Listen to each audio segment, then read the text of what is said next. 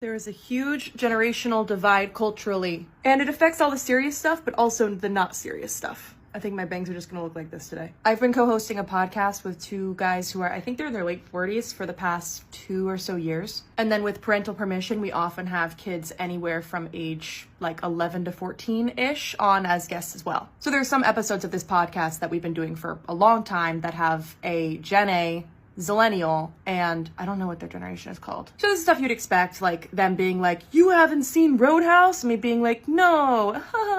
But there's something much more startling. I've talked about these two discoveries before, but I'm going to invite a third in. The first shocking incident of the generational divide. Neither the adult host or the kid guests understood my Twilight references. It just came up organically. We were talking about immortality, so I started talking about like Edward's debacle. And I'm not saying this is all kids, but this one specific kid literally said, I've never heard of Twilight. The second reference that neither the adults nor the Gen Alpha understood was Fairly Odd Parents. At one point somebody said, where'd you get that? And I said, internet?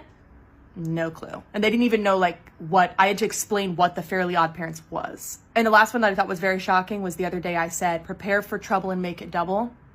No one got it. And I was like, Team Rocket? Still no one got it. And I said Pokemon, and they're all like, oh, vaguely.